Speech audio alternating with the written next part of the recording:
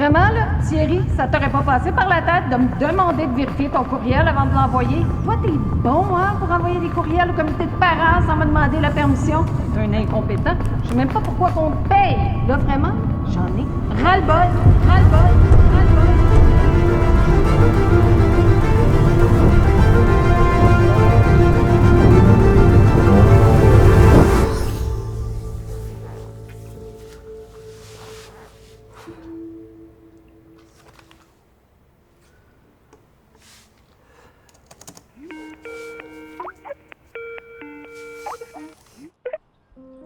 J'aimerais déposer plainte contre elle. Ça fait longtemps que je travaille en milieu scolaire et je ne me suis jamais fait traiter de même de ma vie. J'y repense constamment. Je comprends, mais pour pouvoir bien t'aider, est-ce que tu peux me reprendre les faits? M'expliquer qu'est-ce qui s'est passé exactement? Ça s'est passé lundi la semaine dernière. C'était un matin normal et la directrice, Madame Tremblay, a surgi en trompe dans mon bureau. Thierry, ça t'aurait pas passé par la tête de me faire vérifier le courriel avant de l'envoyer? Pardon? Quel courriel?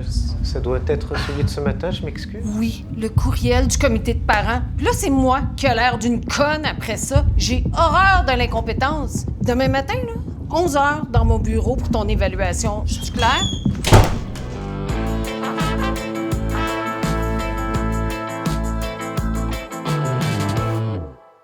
Ce qui est manifeste, Noémie, dans ce qu'on vient de voir, c'est la réaction là, de Mme Tremblay. En fait, ce qu'on comprend par son choix de terme, c'est qu'elle a été un peu piquée. Elle a eu le sentiment de perdre la face. Hein. Elle décrit comment elle s'est sentie. Elle utilise des mots durs. Moi, j'ai entendu le mot incompétence là-dedans. Alors, on voit la réaction aussi de Thierry face à ces mots-là. Donc, on voit que ça a été dur pour lui, qu'il a été un peu choqué. Mais concrètement, quelle balise on peut se donner pour tracer la limite entre ce qui est acceptable et vraiment inacceptable là, quand on s'adresse à ce type de réaction-là? Parce que je ne pense pas qu'on peut parler d'une rétroaction, hein, c'est une réaction de la part d'une personne en autorité. Je te rejoins, Evelyne, à appeler ça une rétroaction. Je pense que ce ne serait pas à coller le bon terme à ce qui vient de se passer. On est dans une communication qui est inefficace. Ouais. Je ne pense pas aucunement que ça va donner les effets qu'elle recherche. En fait, on ne sait pas ce qu'elle recherche quand elle fait cette réaction. C'est une réaction. Hein? Elle arrive à l'impromptu dans son bureau pour lui livrer un message qui est complètement imprécis. Hein? Si on se place à la place de Thierry, on n'a aucune idée, finalement, c'est quoi les erreurs qui sont contenues à ce courriel-là. Fait que c'est clairement déroutant pour lui. Fait que si on se pose la question maintenant, sous la loupe du harcèlement psychologique. C'est un peu ça que tu me demandes. Est-ce qu'on est dans une situation potentielle de harcèlement psychologique? Déjà, il faut savoir que quand on met en cause une personne en situation d'autorité, quand on met en cause ses conduites, il y a un critère qu'on doit évaluer qui est celui de l'abus du droit de gestion. Donc, la personne en autorité a certainement des prérogatives de gestion. Est-ce qu'elle en a abusé dans leur exercice? Le critère, c'est celui d'une personne raisonnable. Donc, on se demande, est-ce que la gestionnaire s'est comportée de façon prudente et diligente? Est-ce qu'elle était motivée à assurer la bonne marche des opérations? Est-ce qu'elle voulait veiller à ce que le corps des enseignants, toutes les activités fonctionnent bien? Est-ce que c'était ça qui la guidait dans son intervention? Pas sûr. La question se pose ici. Donc, à savoir, est-ce que ce seul événement-là serait constitutif de harcèlement psychologique? Je vais te donner une réponse d'avocate. C'est bien dur de répondre. Il nous manque de détails. Par contre, clairement, ce qui est important de retenir, c'est qu'on est dans un terrain glissant. On a un comportement là qui est problématique. On a une conduite qui est irrespectueuse de la part de Mme Tremblay. Donc, pour moi, on est possiblement, s'il y avait un enchaînement de conduite, là, on pourrait se poser la question éventuellement.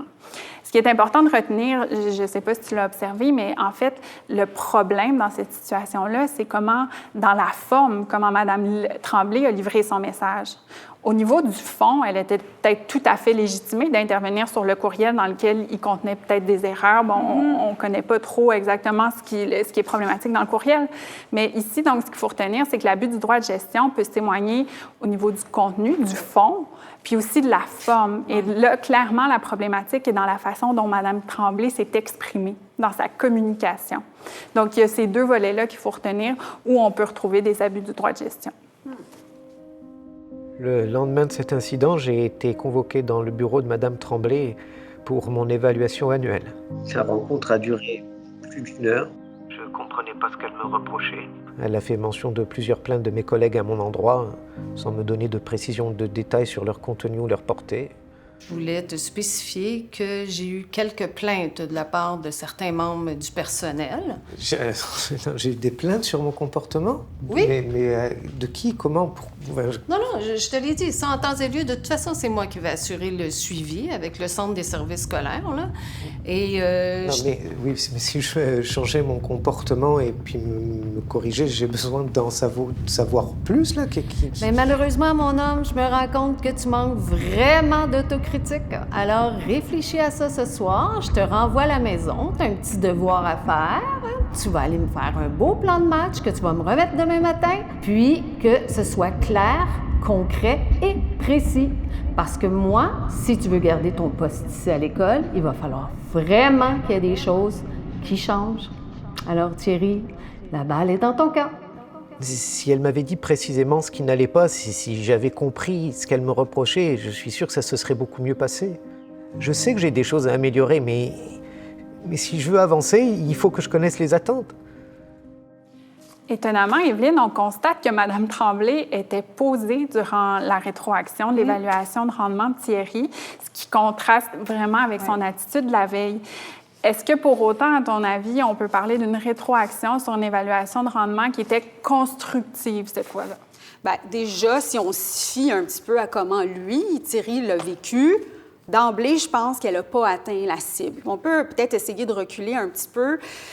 En fait, l'intention qu'elle aurait dû avoir, Mme Tremblay, avant d'aborder cette rétroaction-là, même une rencontre annuelle, c'est assez formel, c'est assez important, c'est d'être au fait là, de qu'est-ce qu'elle veut atteindre comme effet sur Thierry.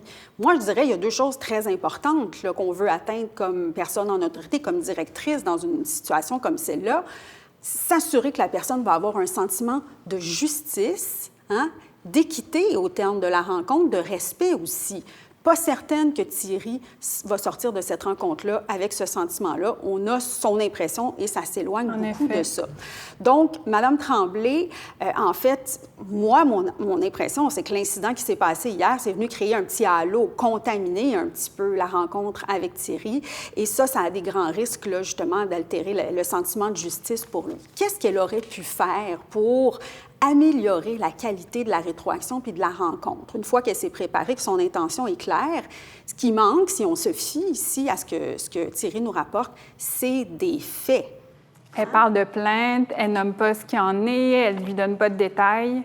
Alors, évidemment, la personne cherche à savoir qu'est-ce qu'on lui reproche pour pouvoir donner sa version des faits, ses explications, mettre tout ça en contexte. C'est absent ici, puis c'est une lacune très importante qui fait, à juste titre, réagir Thierry aussi. Alors, on parlait tantôt de la forme et du fond. La forme est correcte. Au niveau du fond, il manque des informations cruciales pour qu'il puisse s'engager un dialogue sur la prestation de travail de Thierry. Puis je pense que, tu sais, une bonne habitude pour tous les gestionnaires, puis en milieu scolaire aussi, c'est d'avoir une espèce de je dirais, tenue de dossier, de gestion de la façon dont on rencontre nos employés puis les personnes qui travaillent avec nous.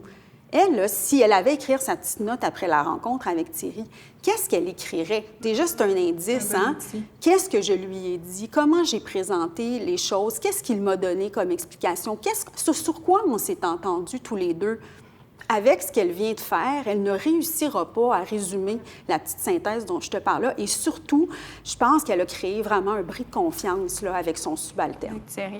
Puis, en amont, penses-tu que Mme Tremblay aurait pu recourir à des services ou est-ce que le coaching aurait été à propos dans une situation comme ça? Absolument, parce que là, en plus, on l'a dit, elle était encore sous le coup de l'émotion, très contenue, pas tellement cohérente entre le message peut-être et son état émotif non plus. Alors, quand on sent ça de la part, tu sais, puis qu'on est une personne en autorité, puis on se sent peut-être fragile ou encore un petit peu fâché, ça vaut la peine d'aller ventiler, d'aller parler avec, par exemple, un conseiller en ressources humaines pour nous aider à mieux cibler le message qu'on veut avoir avec la personne qu'on va rencontrer, puis s'assurer d'atteindre la cible et non pas de briser l'alliance de travail qu'on a avec cette personne-là.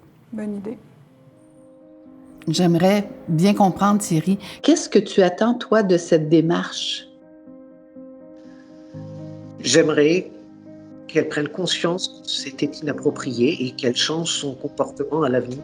Je suis sûrement pas le seul à avoir subi ça. J'aimerais aussi ne pas avoir à la côtoyer. J'entre bientôt en période de planification des effectifs et j'ai besoin de diminuer le stress d'ici là. Ça pourra se faire que si je n'ai pas à la côtoyer régulièrement à court terme. Je sais que ça m'affecte. Pendant l'après-midi, après ma rencontre avec Madame Tremblay, j'ai été sec avec toutes les personnes qui se présentaient à la réception. Je sentais vraiment que j'avais la mèche courte. On dirait que je leur parlais comme de la même façon qu'elle m'avait parlé. J'aimerais qu'elle prenne conscience que c'était inapproprié et qu'elle change son approche à l'avenir. Je suis sûrement pas le seul à avoir subi ça. Thierry relate avoir été sec, avoir été abrupt. Après qu'il y ait eu une situation difficile avec Mme Tremblay, vois-tu, Evelyne, un lien entre ces deux événements-là? Oui. Puis c'est très intéressant d'abord que Thierry prenne conscience que lui-même n'a pas été tout à fait respectueux dans ses contacts par la suite. C'est pas une vue de l'esprit, c'est documenter cet effet-là. C'est-à-dire, si on est exposé à des conduites inciviles et respectueuses, ça augmente notre chance d'être nous-mêmes irrespectueux avec les personnes qu'on va croiser par la suite. Un peu comme quand on est en voiture, on se fait couper abruptement. Dans les minutes qui suivent, je sais pas comment tu te sens, mais des fois, on n'est pas très, très bien. Alors, si on croise quelqu'un d'autre, il est possible qu'on ne soit pas à notre meilleur avec cette personne-là. On pourrait parler d'une espèce de contagion, de l'incivilité dans un milieu. Et je dirais, un autre phénomène qui est apparenté à celui-là, c'est l'effet cascade. Ce qu'on sait, c'est que quand les personnes en autorité, la directrice en l'occurrence ici, affiche ce type de comportement-là avec peu importe qui, ça a un effet qui se reproduit encore plus dans le milieu. Alors, ça vient un peu baisser la norme de civilité dans le milieu au complet. Pas besoin de dire que dans un milieu scolaire, c'est certainement pas la norme qu'on veut établir, puisque toutes les personnes sont là pour agir aussi comme modèle auprès des enfants. On connaît le problème de l'intimidation. Alors, on ne veut certainement pas, en tant qu'adulte, dans nos rapports sociaux, venir baisser la norme de respect de cette façon-là. Moi, c'est décidé dans ma tête, je veux déposer une plainte. Comment ça marche ensuite? Écoute, on y va pour des mesures généralement plus souples au début. Par exemple, une médiation. On peut même envisager une médiation tripartite en ayant un représentant de l'employeur autour de la table. Pendant ça, elle va s'en servir après pour utiliser son pouvoir contre moi. Je n'ai pas confiance en sa capacité de changer les choses ni en sa volonté de le faire. Je comprends tout à fait, mais je veux te rassurer tout de suite, on va mettre en place des mesures provisoires pour éviter l'escalade des tensions, s'assurer du respect de la confidentialité. Comme je comprends que la médiation, ce n'est pas une option pour toi, on peut porter plainte. Quand on porte plainte, il faut qu'il y ait une analyse si la plainte est recevable et si elle est recevable, il y aura à ce moment-là enquête. Mais à tout moment dans ce processus, tu peux toujours revenir à l'idée de la médiation. Et je vais être là pour t'accompagner dans tes questionnements, dans le processus, te guider. Je vais être à tes côtés à tout moment. Bon, merci pour ces informations-là. Finalement, il y a beaucoup de choses que je ne savais pas. Écoutez, je préfère que vous ne preniez aucune décision, aucune mesure pour le moment. Je vais prendre le temps d'y penser, je vais en parler à mon association et je vais vous revenir avec la voie que je veux suivre. Parfait. Merci. Je ne sais pas si tu as constaté ça, Noémie, j'ai l'impression que Thierry, au fil de sa conversation avec la personne des ressources humaines, c'est comme s'il avait un peu cheminé. En fait, il a réalisé que face à ce qu'il venait de vivre avec Mme Tremblay, il y a comme beaucoup d'options qui s'offrent à lui pour essayer de régler cette situation-là. Mais justement, est-ce qu'il y a des meilleures options, des moins bonnes options, selon toi? Déjà, avant de répondre à ta question, je vais me permettre de dire, Hélène, la personne des ressources humaines, lui a présenté de façon tout à fait adéquate c'est quoi les processus qui s'offrent à lui, des processus formels ou un processus informel. À savoir s'il y a une meilleure solution, est-ce qu'il y a une meilleure option, la réponse est que chaque cas est un cas d'espèce. Ce qu'il faut savoir, c'est les avantages et les inconvénients de chacun. Déjà, si on pense à un processus formel, donc par exemple une enquête administrative, bien, c'est un lourd véhicule, OK? C'est très juridique. Il y a des gens qui vont être impliqués. Ça doit être un processus confidentiel. Il y aura probablement des gens du milieu qui vont être rencontrés. Donc, il y a plusieurs personnes qui vont devenir impliquées dans cette situation-là. Par ailleurs, quand il y a des conclusions qui sont défavorables aux plaignants, plus souvent qu'autrement, ce qu'on entend, c'est un sentiment d'échec de la personne qui s'est plainte. Fait qu'il n'y a absolument rien de réparateur où la personne se sent tout à fait incomprise dans son sentiment d'avoir vécu des conduites inappropriées. Puis, bien entendu, c'est un processus beaucoup plus long, l'enquête. Ceci dit, pour des personnes qui ont été victimes de harcèlement, il y a un effet réparateur de se voir valider dans leurs sentiments. De se dire, j'avais raison de me sentir comme ça, j'avais raison de me sentir complètement, finalement, trahi. Il y a des gens qui se sentent complètement, qui développent des troubles de santé mentale, par exemple. Donc, il y a un effet validant pour eux. Si on parle de la médiation, dans l'ère du temps, en ce moment, dans la société, les modes de prévention, règlement des différends sont vraiment encouragés, sont valorisés.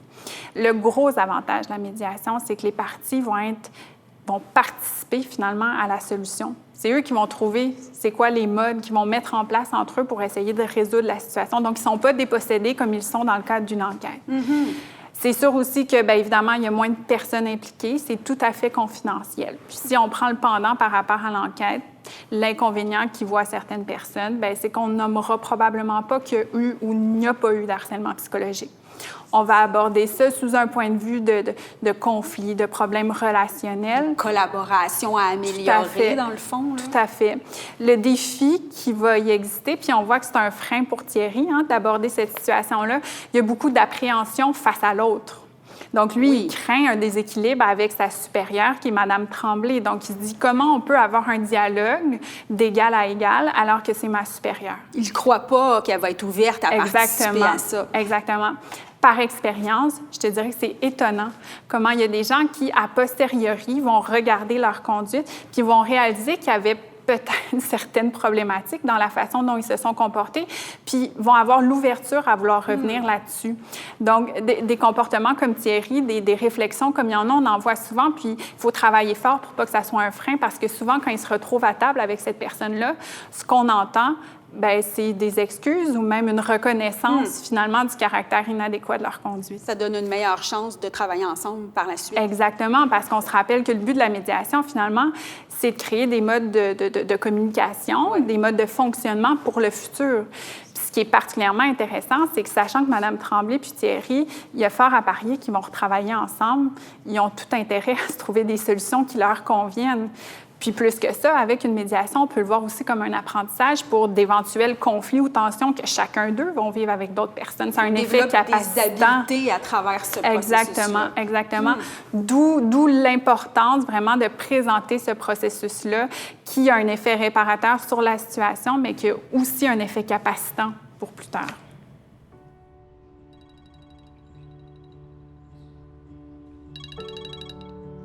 Oui, allô?